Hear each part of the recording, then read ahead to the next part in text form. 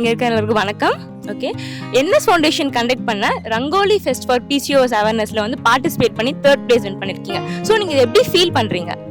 எங்களுக்கு ரொம்ப ஹாப்பியாக இருக்குது. நாங்கள் இதுக்கு முன்னாடி இந்த மாதிரி கலந்துக்கிட்டது கிடையாது, இதான் ஃபஸ்ட் டைம் எங்களுக்கு. ஆனால் இவ்வளோ பெரிய காம்படிஷனில் நாங்கள் கலந்துக்கிறது ரொம்ப ஹாப்பியாக இருக்குது.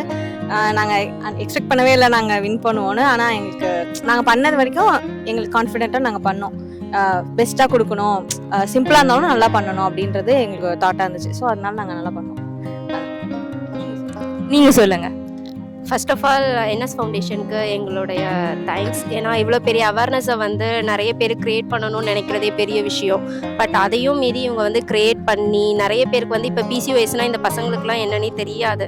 இப்போ இதனால் கூகுள் சர்ச் பண்ணுறதுனால நிறைய அவேர்னஸ் எல்லாருக்குமே தெரியுது. நாங்களும் நிறைய பேர்கிட்ட இதை நாங்கள் டிஸ்கஸ் பண்ணுற மாதிரி ஆயிடுச்சு. என்ன பண்ணலாம் ஏது பண்ணலான்னும் போது நிறைய பேருக்கு இந்த அவேர்னஸ் இப்போ தெரிஞ்சிருச்சு. ஸோ இது வந்து அவங்களோட ஒரு நல்ல மூவாக தான் நாங்கள் பார்க்குறோம். இன் ஃபியூச்சர்லேயும் இதே மாதிரி நிறைய காம்படிஷன் இருந்துச்சுன்னா டெஃபினட்டாக நாங்கள் பார்ட்டிசிபேட் பண்ணுவோம். இங்கே பார்ட்டிசிபேட் பண்ண எல்லாருமே நல்லா தான் இருந்துச்சு. பட் என்னன்னா இதுலேருந்து நாங்கள் நிறைய விஷயத்தை இன்னும் லேர்ன் பண்ணியிருக்கோம். இன் ஃபியூச்சரில் நிறைய காம்படிஷன் இருந்துச்சுன்னா டெஃபினட்டாக நாங்கள் பார்ட்டிசிபேட் பண்ணுவோம். தேங்க்யூ. நீங்கள் சொல்லுங்கள். நான் வந்து இந்த மாதிரி காலேஜஸில் அந்த மாதிரி காம்படிஷன் கலந்துருக்கேன். பட் ஆனால் இந்த மாதிரி கலந்துக்கிறது வந்து இதுதான் ஃபஸ்ட் டைம். ஸோ அதனால நல்ல ஒரு எக்ஸ்பீரியன்ஸாக இருந்துச்சு, நல்லா தெரிஞ்சுக்கவும் முடிஞ்சுது. ஸோ அதனால் இனிமேலும் வந்து நான் பார்ட்டிசிபேட் பண்ணலான்னு சொல்லிட்டு எனக்கு ஒரு கான்ஃபிடென்ட் மாதிரி வந்திருக்கு. Yes, thanks. இந்த மாதிரி அவேர்னஸ் ப்ரோக்ராம் வந்து கிரியேட் பண்ணுறதால சொசைட்டியில் எந்த மாதிரி இம்பாக்ட் வரும் நீங்கள் நம்புறீங்க? லைக் ஒரே லைனில் நீங்கள் டிஸ்கிரைப் பண்ணுங்க அதை.